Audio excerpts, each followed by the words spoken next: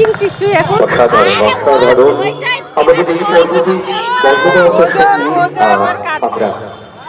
উদযাপন করছি।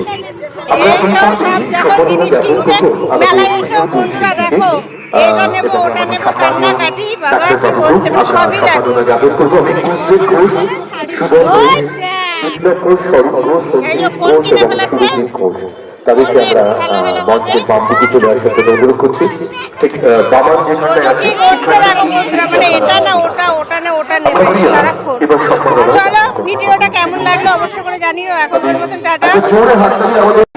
এখান থেকে বাদাম কেনা হচ্ছে বন্ধুরা দেখো।